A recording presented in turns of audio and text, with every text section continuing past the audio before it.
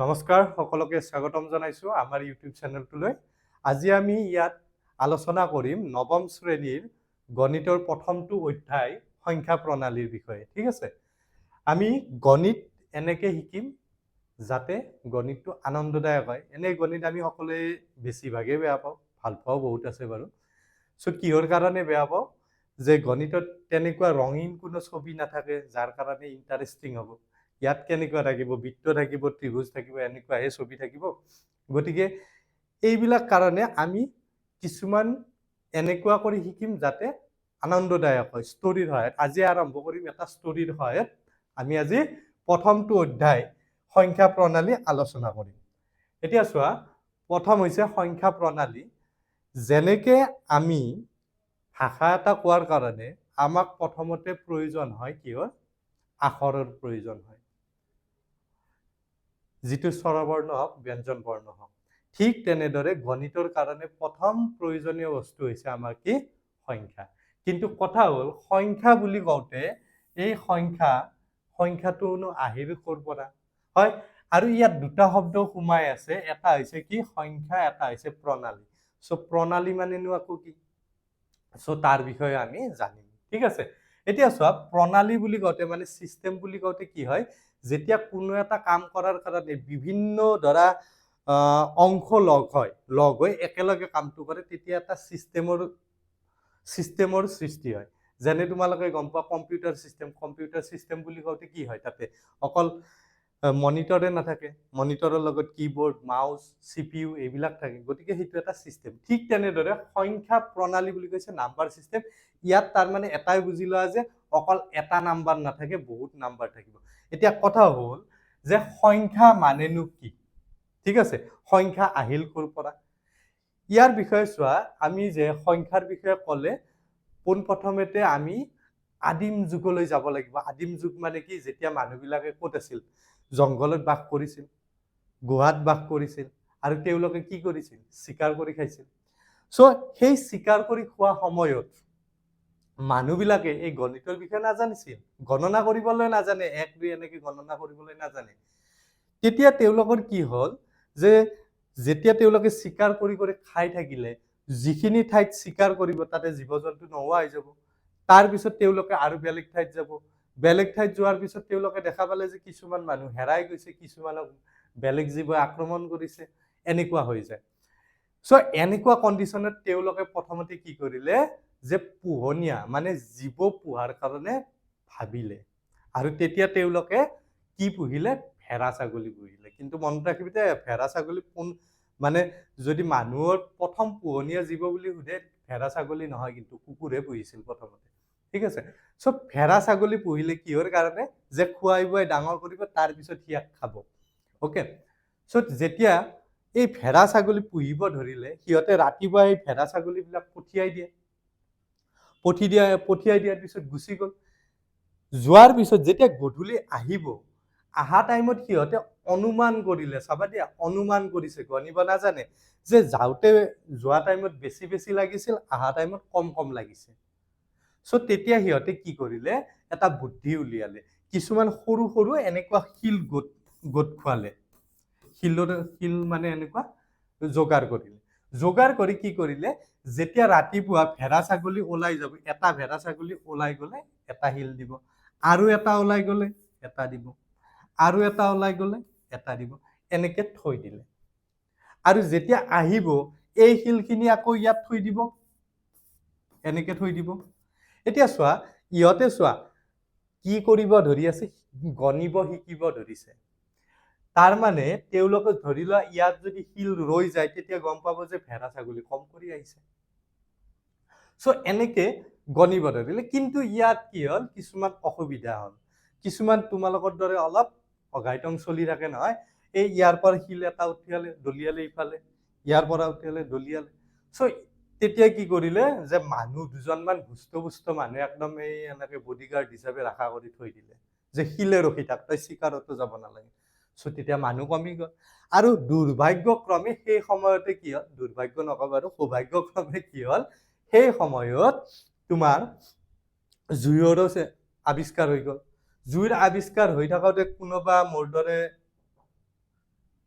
কি বুলি কম একদম চিত্ৰকাৰ আছিল হয়তো এই আঙঠা লৈ কিনে এনেকুৱা চিন দিলে চিন দিওঁতে দেখা পালে যে বা এইটো ধুনীয়া কলম চোন এনেকে ছবি আঁকিব পাৰি চ' তেতিয়া সিহঁতে কি কৰিলে এই শিলবিলাক গুচাই কিনে চিন দিয়া কৰিলে চিন দিয়া আৰম্ভ হৈ গ'ল এই প্ৰথম এই চোৱা এই যে চিন আহি গ'ল চিন মানে চোৱা যেতিয়া সংখ্যা বুলি কম সংখ্যা কাক বোলে যে গণনা কৰিবলৈ ব্যৱহাৰ কৰা চিহ্ন বিলাককে কি বুলি কয় সংখ্যা বোলে ওকে চ' সংখ্যা বুজি পালা সেই আদিম সময়ৰ পৰা আহি গ'ল এতিয়া প্ৰথম চোৱা প্ৰথম যেতিয়া এই সংখ্যাবিলাক ব্যৱহাৰ কৰিছিল তেতিয়া কি ব্যৱহাৰ কৰিছিল ইয়াত জিৰোৰ কথা আহিছে নেকি এটাও নাই সেনেকুৱা নাই চ' এটাৰ কাৰণে ধৰা এডাল চিন দিছিল দুটাৰ কাৰণে দুটা চিন দিছিল হয় এই সংখ্যাবিলাককে কৈছে বৰ্তমান কৈছে কি স্বাভাৱিক সংখ্যা ইংৰাজীত কি বুলি কয় নেচাৰেল নাম্বাৰ কিয় ক'লে এতিয়া বুজি পালা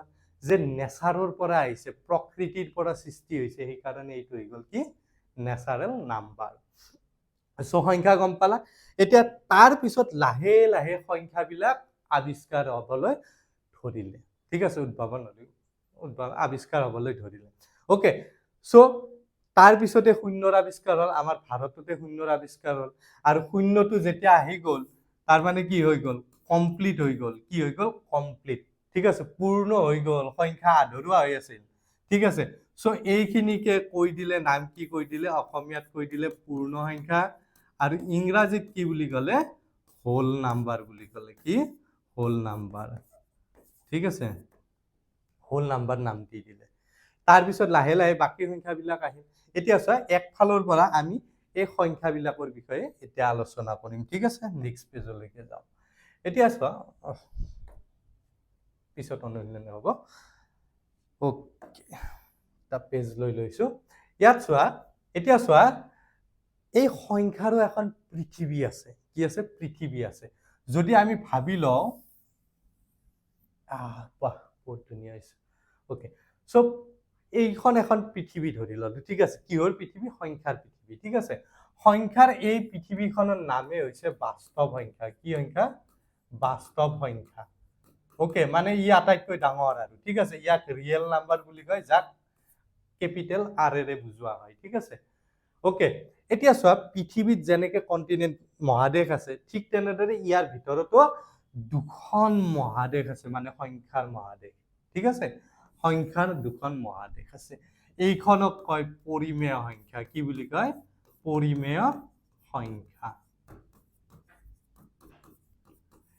এইটুক লিখা হয় পৰিমেয় সংখ্যা কিহেৰে লিখো আমি কিউৰে লিখো কিহেৰে লিখো কিউৰে লিখো ওকে আৰু এইখনৰ নাম হৈছে অপৰিমেয় সংখ্যা এইখনৰ বিষয়ে আমি পিছত ডিসকাস কৰিমে বাৰু ওকে অপৰিমেয় সংখ্যা ইৰেশনেল নাম্বাৰ বুলি কয় ঠিক আছে ইৰেশনেল নাম্বাৰ IR ওকে ইৰেশনেল নাম্বাৰ এতিয়া চোৱা এই পৃথিৱীত চোৱা আমাৰ পৃথিৱীৰ লগতে আৰু বেলেগ গ্ৰহও আছে ঠিক তেনেদৰে ইয়াৰ সংখ্যাৰ আৰু এটা গ্ৰহ আছে এইটো হৈছে জটিল সংখ্যা কি সংখ্যা জটিল সংখ্যা বুলি কয় জটিল সংখ্যাৰ বিষয়ে তোমালোকক কিমান নালাগে কমপ্লেক্স নাম্বাৰ বুলি কয় সো জটিল সংখ্যাত কি থাকে এটা নতুন সংখ্যা থাকে ইমাজিনাৰী নাম্বাৰ কি বুলি কয় ইমাজিনাৰী নাম্বাৰ যত আইৰে হুচা হয় ইমাজিনাৰী নাম্বাৰক সেইটো হৈছে √-1 ঠিক আছে এইটোৰ বিষয়ে নালাগে 10ত খালি কি যাৰ এডভান্স থাকিব তেওঁলোকে পাব ঠিক আছে বাৰু জটিল সংখ্যাটোক থৈ দিলো এতিয়া চোৱা এই পৃথিৱীখনৰ ভিতৰত আমি পালো দুখন মহাদেশ পালো সংখ্যাৰ মহাদেশ এটা হৈছে অপৰিমেয় সংখ্যা এটা হৈছে পৰিমেয় সংখ্যা ওকে পৰিমেয় সংখ্যাৰ বিষয়ে ইতিমধ্যে তোমালোকে পাই আহিছা তথাপিতো আমি ভাল কৰি ডিসকাস কৰিম ঠিক আছে সো পৰিমেয় সংখ্যা কোনবিলাক ঠিক আছে যিবিলাক সংখ্যাক p/q আকাৰত প্ৰকাশ কৰিব পাৰি এতিয়া p/q নো তাৰ বিষয়েও জান ঠিক আছে তাৰ আগতে আমি প্ৰথমতে দেশ মহাদেশ বিলাক চাই লওঁ ঠিক আছে পৰিমেয় সংখ্যাৰ ভিতৰতে থাকে তোমাৰ কি থাকিব অখণ্ড সংখ্যা থাকিব কি থাকিব অখণ্ড সংখ্যা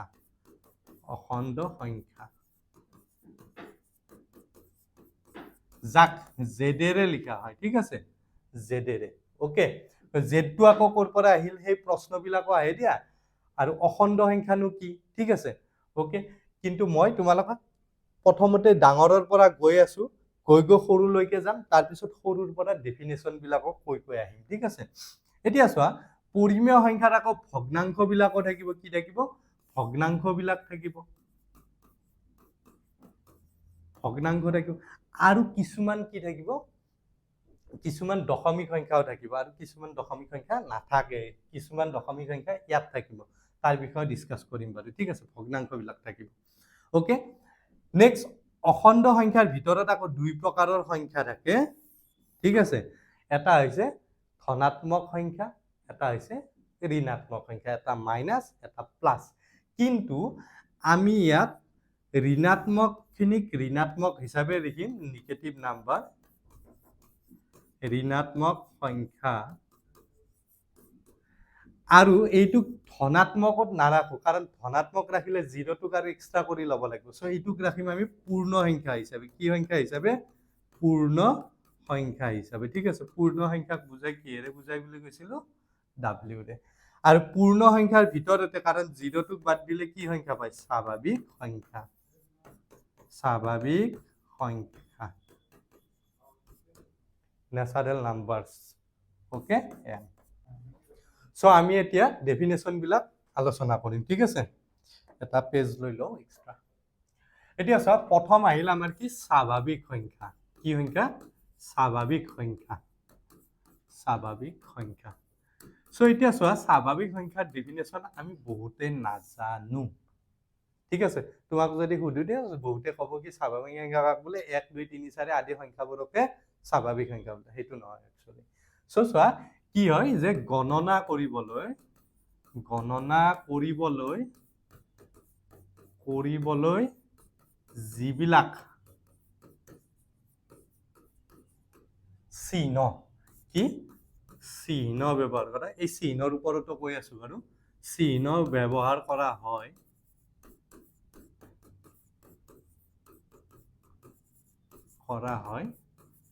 সেইবোৰক স্বাভাৱিক সংখ্যা বোলে, ন্যাচাৰাল নাম্বাৰ বোলে। ইয়াক কিহেৰে বুজোৱা হয়? কেপিটেল এনেৰে সংখ্যা বোলে। সো যেনেতে আহিব, যেনে কোনবিলাক? যেনে 1 2 3 4 5 6 ডট ডট ডট। এতিয়া ইয়াতো প্ৰশ্ন উঠে, যিহেতু এতিয়া এমচিকিউ হৈ গৈছে সব। সো আটাইতকৈ সৰু স্বাভাৱিক সংখ্যাটো কি? 1। আৰু আটাইতকৈ ডাঙৰ বুলি কোনো স্বাভাৱিক সংখ্যা নাথাকে, ঠিক আছে। তাৰমান তুমি যদি কোৱা যে 10টোৱে ডাঙৰ স্বাভাৱিক সংখ্যা, তেতিয়াহ'লে 1 যোগ কৰিলে 11 পাবা। সো 1 কৰ'ৰ বুলি ক'লে 1 যোগ কৰিলে 1 কৰ'ৰ 1 পাবা, সেনেকুৱা। সো ডাঙৰটো আমি বিচাৰিব নোৱাৰো, ঠিক আছে, তাৰ ওলাই থাকিব। এতিয়া চোৱা, ইয়াত চোৱা কি লিখিছো? গণনা কৰিবলৈ যিবিলাক চিহ্ন ব্যৱহাৰ কৰা হয় সেইবোৰক স্বাভাৱিক সংখ্যা বোলে। চোৱা, চিহ্ন মিন্স কি? চোৱা, এই যে 1 বুজাইছো, 1 মানে কি? এটা হয়, এইটো 1 এইটো, ঠিক আছে, এইটো 2, এইটো 3, ওকে। তিনিটা বুজোৱাৰ কাৰণে এইটো সিম্পল। আৰু যদি অসমীয়াত চাওঁ আমি 1 2 3 এনেকে লিখিম, ৰোমানত লিখিলে এনেকে লিখিম, ঠিক আছে, হয়। সো চোৱা, এইবিলাক চিহ্ন, প্ৰত্যেকৰে চিহ্ন বেলেগ। সেই আদিম সময়ত বেলেগ কৰি ব্যৱহাৰ কৰিছিল, আমি এতিয়া বেলেগ কৰি ব্যৱহাৰ কৰো, ঠিক আছে। এতিয়া যিটো চিহ্ন ব্যৱহাৰ কৰো আমি, এতিয়া ধৰা 0ৰ সৈতে এইটো যেতিয়া দিম, এইটো পূৰ্ণ সংখ্যা হৈ যাব। সো এই 0টো আৱিষ্কাৰ হৈছে আমাৰ ভাৰতত আৱিষ্কাৰ হৈছে, হয়। কোনে আৱিষ্কাৰ কৰিছিল? ব্ৰহ্মগুপ্তই আৱিষ্কাৰ কৰিছিল। কিন্তু ব্যৱহাৰ বেছিকৈ মানে প্ৰকাশ তাতে পাইছিল আৰ্যভট্টৰ তাতে। সেইকাৰণে বহুতে কয় যে আৰ্যভট্টই এইটো শূন্যটো আৱিষ্কাৰ কৰা বুলি কয়, ঠিক আছে। সো এই যেতিয়া শূন্য আৱিষ্কাৰ হ'ল, তেতিয়া এই ভাৰতৰ পৰা আৰব দেশ হৈ কিনে, আফ্ৰিকা হৈ কিনে বেলেগ ইউৰোপলৈকে গুচি গ'ল। সো এই কাৰণে এই যিটো বৰ্তমান সংখ্যা প্ৰণালী আছে, সেই সংখ্যা প্ৰণালীটোক কয় হিন্দু আৰবীয় সংখ্যা পদ্ধতি। যিটো দশমিক পদ্ধতি বুলি কয়, সেইটোক হিন্দু আৰবীয় সংখ্যা পদ্ধতি বুলি কয়, ঠিক আছে। কিয় হৈছে? হিন্দু মানে হিন্দুস্তান, আমাৰ পৰা গৈছে ক'ত? আৰবেৰে গৈছে, গোটেই বিশ্বত গৈছে, ঠিক আছে। সো চিহ্নখিনিও ক্লিয়াৰ হৈ গ'ল তোমালোকৰ, ওকে। এতিয়া আহো, নেক্সট আহো আমাৰ পূৰ্ণ সংখ্যাৰ বিষয়ে। কাৰ বিষয়ে? পূৰ্ণ সংখ্যা। সো এতিয়া ডেফিনেশ্যন বিলাক তোমালোকে এতিয়া নিজে লিখিব পাৰিবা, মই ভাবো। পূৰ্ণ সংখ্যা, সো পূৰ্ণ সংখ্যা কি হ'ব? যে শূন্যৰ সৈতে কাৰ সৈতে শূন্যৰ সৈতে স্বাভাৱিক সংখ্যাবোৰক পূৰ্ণ সংখ্যা বোলে সো এইটো তোমালোকে লিখি ল'ব পাৰা মই লিখি থাকিলে অলপ বেছি সময় যাব শূন্যৰ সৈতে স্বাভাৱিক শূন্যৰ সৈতে স্বাভাৱিক সংখ্যাবোৰক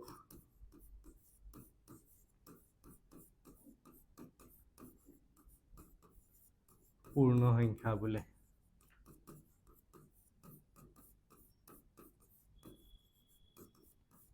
যেনে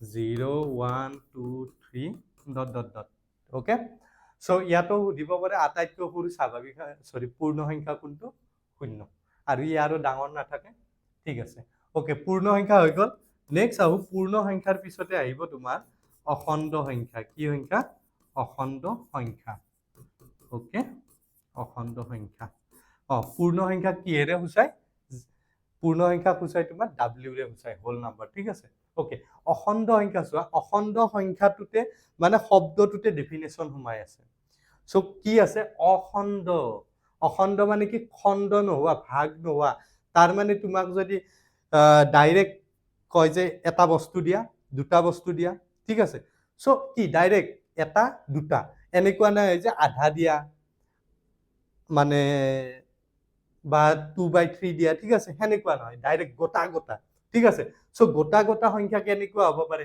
গোটা গোটা সংখ্যা এইবিলাক এতিয়া তোমালোকে কোৱাচোন পূৰ্ণ সংখ্যাবিলাক অখণ্ড সংখ্যা হ'বনে নহয় নিশ্চয় হ'ব কাৰণ এইবিলাক গোটা সংখ্যা ডাইৰেক্ট কৈ আছে মানে এটাক নিৰ্দিষ্ট কৰি বুজাই আছে হয় না নহয় ভাগ কৰা নাই ইয়াত সো এইবিলাক কি হ'ব অখণ্ড সংখ্যা এতিয়া আছে অখণ্ড সংখ্যাত মাত্ৰ এটা নতুন বস্তু আহি যায় কি নিগেটিভ নাম্বাৰছ ঠিক আছে ঋণাত্মক সংখ্যাবিলাক ইয়াত অন্তৰ্ভুক্ত হয় ঠিক আছে সো ইয়াত কি হ'ব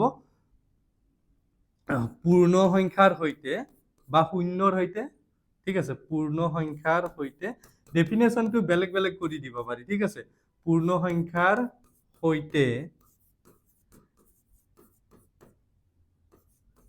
ঋণাত্মক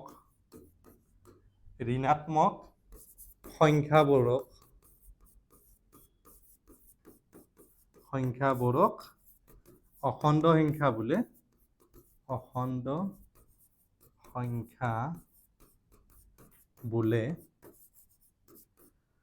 ইয়াত কিন্তু এটা কণ্ডিশ্যন আহিব ঠিক আছে য'ত চোৱা ঋণাত্মক বুলি কওঁতে তো মাইনাছ মানে কি ধৰা ভগ্নাংশও আহিব পাৰে মাইনাছ ভগ্নাংশবিলাকো আহিব পাৰে সো ইয়াত লিখিব লাগিব য'ত ভগ্নাংশ আৰু দশমিক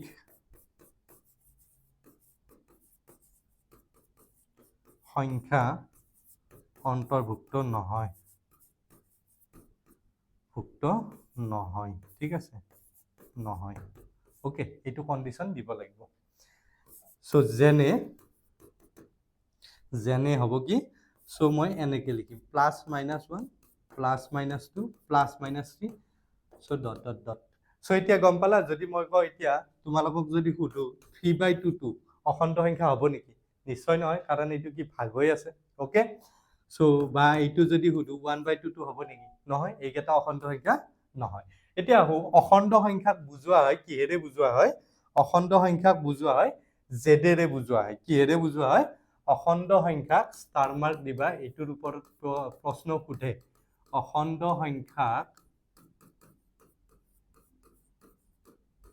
কেপিটেল জেডেৰে ঠিক আছে কেপিটেল জেডেৰে সূচোৱা হয় এতিয়া প্ৰশ্ন কি আহে যে এই জেড শব্দটো কোনটো ভাষাৰ পৰা আহিছে ঠিক আছে বা কোনটো শব্দৰ পৰা আহিছে এই জেড প্ৰতীক বা চিহ্নটো ঠিক আছে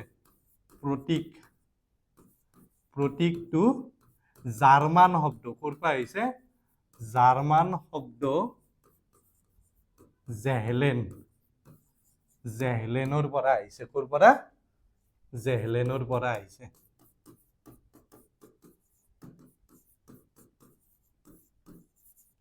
ওকে সো অখণ্ড সংখ্যা হৈ গ'ল আমাৰ নেক্সট আহো এতিয়া মেইন ইম্পৰ্টেণ্ট পৰিমেয় সংখ্যা কি সংখ্যা পৰিমেয় সংখ্যা ওকে সো পৰিমেয় সংখ্যা তোমালোকে ইতিমধ্যে ডেফিনেশ্যন এটা পাই আহিছা কি পাই আহিছা যে যিবিলাক সংখ্যাক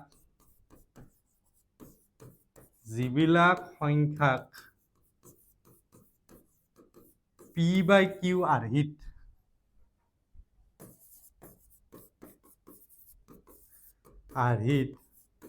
প্ৰকাশ কৰিব পাৰি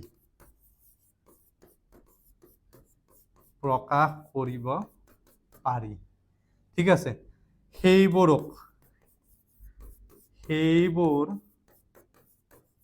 সংখ্যাক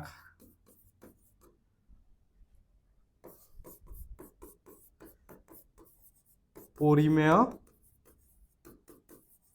সংখ্যা বোলে ঠিক আছে য'ত ইয়াতো এটা কণ্ডিশ্যন আছে দিয়া তোমালোকে কাষত লিখি থকা দেখা পোৱা যে এনে দি দিয়ে নেকি এইবিলাক কাম নোহোৱা বস্তু পি কিউ অখণ্ড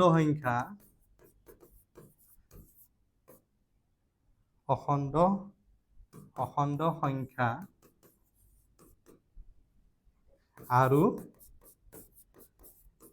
কিউ নট ইকুৱেল 0 এইটো হৈছে মেইন বস্তু দিয়া কিউ নট ইকুৱেল দি থৈ দিয়ে ঠিক আছে কিয় দি থৈ দিয়ে এনে দি থৈ দিয়ে চাগে কাম বন নাই হয়নে এনেকুৱা নহয় কিন্তু ইয়াৰ আৰু এটা ষ্টৰি এটা আছে কিন্তু এই ষ্টৰিটো আজি একেলগে নকওঁ তোমালোকক পিছত কম ঠিক আছে সে কিয় 0 হ'ব নোৱাৰে ঠিক আছে তাৰ মানে তোমাৰ কিউ মানে চোৱা এই যে যিটো ক'ত গ'ল আমাৰ পি বাই কিউ আৰ্হিত আচ্ছা এইটো ভগ্নাংশ আকাৰত তাৰ মানে আমি ধৰি লোৱা এইটো 2/3 লিখিছো ঠিক আছে ইয়াত এইটো পি বুজাই আছে এইটো কিউ বুজাই আছে কিন্তু ইয়াত কৈছে কি যে এই কিউটো কেতিয়াও 0 হ'ব নোৱাৰে কিয় 0 হ'ব নোৱাৰে তাৰ বিষয়ে পিছত কম ঠিক আছে ষ্টৰি এটা আছে তাৰ সো সেইটো পিছত আলোচনা কৰিম ঠিক আছে এতিয়া তোমালোকে গম পালা যে ভগ্নাংশ আকাৰত লিখিব পাৰি এতিয়া চোৱা আমি সৰুতে পাই আহিছো যে সকলোবিলাক সংখ্যাৰ তলতে 1 থাকে সো এতিয়া কবা তোমালোকে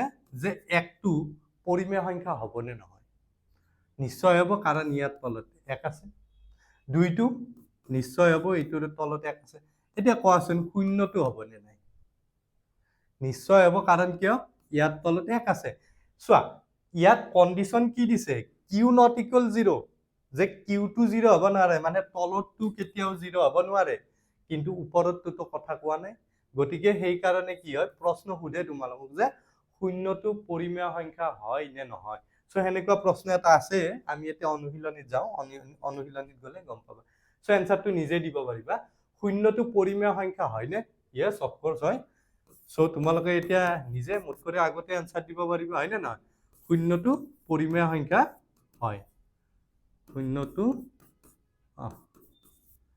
পৰিমেয় সংখ্যা হয় কাৰণ কিয় মেইন কাৰণটো ক'ব লাগিব কিয় হয় কাৰণ শূন্যক 0/1 অৰ্থাৎ পি বাই কিউ আৰ্হিত প্ৰকাশ কৰিব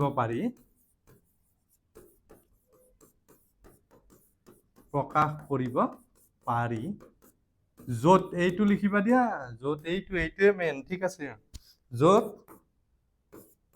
পি কিউ অখণ্ড সংখ্যা চোৱা 0টো অখণ্ড সংখ্যা 1ও অখণ্ড সংখ্যা আৰু Q not equal 0 okay so এইটো লাগিব নিশ্চয় বুজি পাইছা চাগে এইটো নেক্সট চোৱা এতিয়া এইখিনি ইয়াতে কৈ দিওঁ যে যিবিলাক আমাৰ সংখ্যা আছে ধৰি লোৱা মই যদি কওঁ এতিয়া মই ক'ত থাকো মই এড্ৰেছটো দিব লাগিলে মই ঘৰৰ এড্ৰেছ দি দিম এতিয়া তোমাক যদি কওঁ সংখ্যাবিলাক ক'ত থাকে সংখ্যাবিলাকক ক'ত বিচাৰি যাবা সো সংখ্যাবিলাক থাকে আমাৰ ক'ত থাকে এটা নাম্বাৰ লাইন থাকে ক'ত থাকে নাম্বাৰ লাইন যাক কোৱা হয় সংখ্যা ৰেখা অসমীয়াত সংখ্যা ৰেখা বুলি কয় ঠিক আছে সোঁফালে থাকে ধনাত্মক বিলাক থাকে কোনবিলাক থাকে ধনাত্মক আৰু বাওঁফালে থাকে ঋণাত্মক বিলাক থাকে ঠিক আছে এইটো ঋণাত্মক বিলাক থাকে ওকে এতিয়া চোৱা এই সংখ্যাবিলাকৰ ভিতৰত এতিয়া চোৱা এইটোতো পৰিমেয় সংখ্যা এইটো পৰিমেয় সংখ্যা এতিয়া তোমালোকক ইয়াৰ ওপৰত প্ৰশ্ন সুধে সো কি প্ৰশ্ন সোধে যে দুটা পৰিমেয় সংখ্যাৰ মাজত কিমান পৰিমেয় সংখ্যা থাকিব পাৰে এতিয়া ধৰা ইহঁতৰ মাজত কিমান সংখ্যা আছে তোমালোকে দেখাতো ভাবিবা একো নাইয়ে নেকি কিন্তু ইহঁতৰ মাজত বহুত সংখ্যা আছে যেনে চোৱা 1 ৰ পৰা 2 ৰ মাজত কিমান আছে ধৰা 1.5 আছে মানে 1.5 আছে 1.5 মানে কিমান তোমাৰ ধৰা কিমান হ'ব 15/10 হয় না না আৰু যদি এইটো কাটি লোৱা তেতিয়া হলে 5 এৰে কাটিলে কিমান হ'ব 3 2 1.5 ঠিক আছে এনেকে যদি তুমি এনেকে বহুত ধৰা 10টা ভাগ কৰিছা 100টা ভাগ কৰি লিখিব পাৰিম আমি 1000টা ভাগ কৰি লিখিব পাৰিম 10,000টা লাখটা ভাগ সো কিমান আছে তাৰ মানে অসংখ্য আছে সো এইটো নোট হিচাপে লিখি থবা তোমালোকে যে দুটা পৰিমেয় সংখ্যাৰ মাজত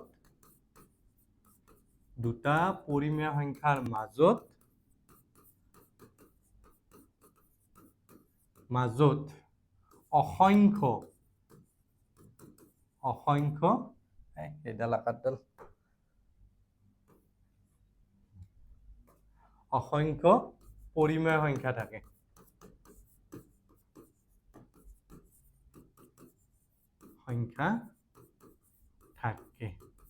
ওকে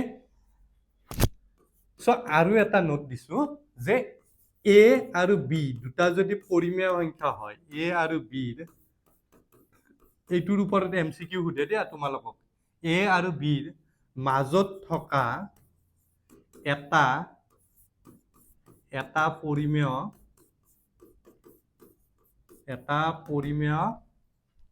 সংখ্যা হল এনেকে সুধে হা আৰু এইটো উলিয়াই সদায় a plus b divided by 2 okay এনেকে উলিয়াই ধৰিলা মই যদি কওঁ তোমাক সিম্পল কৰি কৈ দিলো 2 আৰু 3 ৰ মাজত থকা ঠিক আছে এটা পৰিমেয় সংখ্যা সো কি কৰিবা এই দুটা যোগ কৰিবা 2 plus 3/2 সো তাৰ মানে 2/5 অপশনত এনেকুৱা প্ৰশ্ন থাকিব ঠিক আছে ওকে 5/2 হ'ব आंसर বুজি পালা সো এইটো প্ৰশ্ন এতিয়া নেক্সট প্ৰশ্ন চোৱা 3 আৰু 4 ৰ মাজত থকা 6টা পৰিমেয় সংখ্যা আমি হেনেকেও কৰিব পাৰো আৰু এইটোৰ কাৰণে তোমালোকক সিম্পল কৰি একেবাৰে সহজ কৰি শিকাও চোৱা একদম ইজি 3 মানে ভগ্নাংকত লিখি লোৱা ঠিক আছে সো 3 মানে কি তলত এক আছে 4 মানে কি তলত এক আছে ওকে সো এতিয়া চোৱা ইহতৰ যেহেতু হৰটো একে সদায় হৰটো একে কৰি লব লাগে প্ৰথমতে ঠিক আছে হৰটো একে যেহেতু একে আছে দুটা একে আছে ঠিক আছে সো আমাৰ কৰিব লগা বিশেষ একো নাই এতিয়া তোমাক যিমানটা কৈছে তাত কৰি সদায় ডাঙৰ সংখ্যাৰে পূৰণ কৰিবা আৰু সবত কৰি সহজ হয় কি 10 20 100 টাকা এইবিলাক নাম্বাৰ সো মই ইয়াত কিহেৰে 10 এৰে পূৰণ কৰি দিম ঠিক আছে ওকে এতিয়া তেতিয়া হৈ গল কিমান এইটো ওকে সো এইটো হৈ গল এইটো 10 এতিয়া চোৱা 30 মানে 30/10 আৰু 40/10 ৰ মাজত কি সংখ্যা আছে 31/10 32/10 হয় না নহয় সো এতেকে 3 আৰু এইখিনি লিখি লবা 3 লিখি দিও দিয়া 3 আৰু 4 ৰ মাজত থকা 6টা পৰিমেয় সংখ্যা হল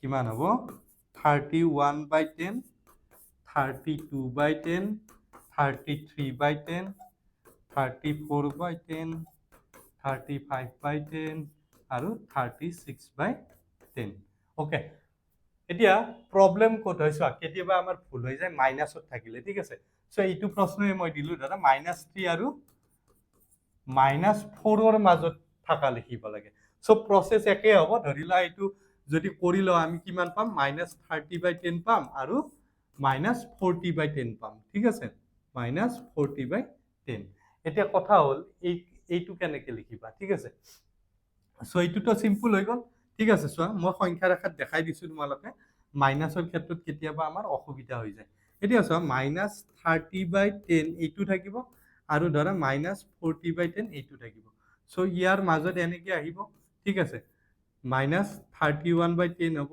-32/10 হ'ব ঠিক আছে এইটোটো নরমাল কেতিয়াবা কি হয় এটা প্লাসত এটা মাইনাসত থাকিলে আমাৰ অসুবিধা হয় ঠিক আছে অসুবিধাটো কেনেকুৱা চাবা মই তোমালোকক দেখাই দিছো ধৰি লোৱা -1 আৰু 2 ৰ মাজত বা একেলগে আমি ভগ্নাংশত লৈ লওঁ দিয়া তোমালোকক বুজাব সুবিধা হ'ব এইটো কুৱেশ্যন এক্সট্ৰা কুৱেশ্যন ঠিক আছে মাজত থকা 4টা দিলো দিয়া 4টা ওকে সো প্ৰথমতে আমাৰ কি আছিল নিয়মটো কি ইয়াক সমান কৰি লোৱা মানে হৰটো সমান কৰি লোৱা 2/3 সো লসাগু ললে কিমান হ'ব 3 ৰে পূৰণ কৰিব লাগিব ইয়াক 3 ৰে আৰু ইয়াক 1 ৰে কৰিব লাগিব তেতিয়াহে সমান হ'ব সো এইটো হৈ গ'ল -3 এইটো এতিয়া চাও 4টা কৈছে 5 ৰে পূৰণ কৰা বা তোমাৰ ইচ্ছা 10 ৰে কৰি দিয়া কিনো প্ৰবলেম আছে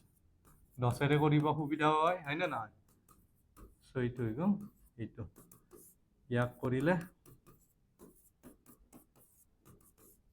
20/30 সো এতিয়া কি লিখিবা যে -1 আৰু 2/3 ৰ মাজত থকা 4টা সংখ্যা চোৱা কোনফালে যাবা এতিয়া সো ইফালে 31 32 এইখিনি লিখিবা নে -31 32 নে কি লিখিবা সো এতিয়া সংখ্যা ৰেখাডাল তোমালোকে আঁকি চাবা হা এইটো 0 এইটো হৈছে ধৰা এইটো হ'ব 20/30 আৰু এইফালে থাকিব তোমাৰ কিমান -30/30 সো এইবাৰ কিন্তু বাঢ়ি না যায় এইফালে কি হৈ যাব কমি যাব এইবাৰ তাৰ মানে হ'ব -29/30 -28/30 এনেকে যাব ঠিক আছে যেহেতু মাত্ৰ 4টা কৈছে পজিটিভটো লিখিব পাৰি সো তোমালোকে এতিয়া গম পালা মাইনাস থাকিলে কি হ'ব সো 29/30 28/30 27/30 26/30 হ'ব ওকে সো নেক্সট প্ৰশ্নটো এতিয়া সো এইটো প্ৰশ্ন পাৰিবা তোমালোকে এতিয়া নিশ্চয় পাৰিবা কাৰণ প্ৰথমতে কি কৰি লবা ইয়াক দুট হৰ সমানে আছে সো এইটো পাৰিবা হোমৱৰ্ক থাকিল ঠিক আছে এইটো হোমৱৰ্ক থাকিল নিজে কৰিবা ওকে মই আৰু কৰি নিদিও এতিয়া হু তোমালোকে কি বুজি পাইছা তাৰে ওপৰত প্ৰশ্ন ঠিক আছে প্ৰতিটো সংখ্যা সো এনসাৰ ক'ব লাগিব তোমালোকে প্ৰতিটো স্বাভাৱিক সংখ্যা এটা পূৰ্ণ সংখ্যা মানে স্বাভাৱিক সংখ্যাবিলাক পূৰ্ণ সংখ্যা হয় নেকি সো তোমালোকে ডাইৰেক্ট এতিয়া এই চিত্ৰটো চোৱা এইটো চিত্ৰ চালে গম পাবা তোমাক সুধিছে কি যে প্ৰতিটো স্বাভাৱিক সংখ্যা মানে স্বাভাৱিক সংখ্যাবিলাক পূৰ্ণ সংখ্যা হয় নে নহয় চোৱা স্বাভাৱিক সংখ্যাবিলাক পূৰ্ণ সংখ্যাৰ ভিতৰত আছে নে আছে যদি আছে ইয়েস সো প্ৰশ্নটোৰ উত্তৰ এতিয়া তোমালোকে গম পাই গলা যে এইটো কি হ'ব সঁচা হ'ব কি হ'ব সঁচা হ'ব ঠিক আছে এতিয়া উত্তৰসমূহৰ সমৰ্থনত যুক্তি দিয়া সো যুক্তিটো তোমালোকে নিশ্চয় দিব পাৰিবা যে প্ৰতিটো স্বাভাৱিক সংখ্যাই কি পূৰ্ণ সংখ্যা হয় ঠিক আছে ওকে কিয় হয়টো সুধিছে ইয়াত ঠিক আছে কিয় হয় তোমালোকে নিজে অলপ ভাবি চোৱাচোন ঠিক আছে সকলো বাৰু মই নকওঁ ওকে নেক্সট চোৱা যদি নহয় তেতিয়া আমি এটা নোহোৱা উদাহৰণ দিলে হয় যাক আমি কাউন্টাৰ এক্সাম্পল বুলি কওঁ ঠিক আছে এতিয়া চোৱা প্ৰতিটো অখণ্ড সংখ্যাই এটা পূৰ্ণ সংখ্যা যে কৈছে কি যিবিলাক অখণ্ড সংখ্যা আছে সেই অখণ্ড সংখ্যা গোটেইবিলাক অখণ্ড সংখ্যা পূৰ্ণ সংখ্যা সো আকৌ চিত্ৰটো লৈ গৈছো আমি পৃথিৱীখনলৈকে গৈছো ঠিক আছে ইয়াত চোৱা এইখিনি হৈছে অখণ্ড সংখ্যা এই গোটেই অখণ্ড সংখ্যাৰ ভিতৰত চোৱা ঋণাত্মক সংখ্যাও আছে এতিয়া মোক কোৱাচোন ঋণাত্মক সংখ্যাবিলাক পূৰ্ণ সংখ্যা হয় নেকি নহয় সো এই বাক্যটো কি হ'ব গতিকে এই বাক্যটো কি হ'ব মিছা হ'ব কি হ'ব মিছা হলে কাৰণত কি লিখিবা কাৰণত কি কৈছো মই কি কৈছো যদি মিছা হয় তেতিয়া এটা উদাহৰণ দিলে হ'ল কি দিবা যে -1 এটা অখণ্ড সংখ্যা কি সংখ্যা অখণ্ড সংখ্যা কিন্তু ই পূৰ্ণ সংখ্যা নহয় বুজি পালা এতিয়া সো এনেকুৱা উদাহৰণ দিয়ে ঠিক আছে পূৰ্ণ সংখ্যা নহয় নেক্সট সুধিছে প্ৰতিটো পৰিমেয় সংখ্যা এটা পূৰ্ণ সংখ্যা হ'ব নেকি এইটো এতিয়া নিজে চিত্ৰটো চোৱা চাই কিনে এইটোৰো এনসাৰ দিয়া ঠিক আছে এইটো থাকিল হোমৱৰ্ক থাকিল তোমালোকৰ কাৰণে ঠিক আছে নেক্সট ভিডিঅ'ত আমি ডিসকাস কৰিম নতুন এটা সংখ্যাৰ বিষয়ে অপৰিমেয় সংখ্যাৰ বিষয়ে এই অপৰিমেয় সংখ্যা ক'ৰ পৰা আহিল তাৰ আৰুতো এটা কাহিনী আছে তাৰ আমি নেক্সট ভিডিঅ'টোত ডিসকাস কৰিম ধন্যবাদ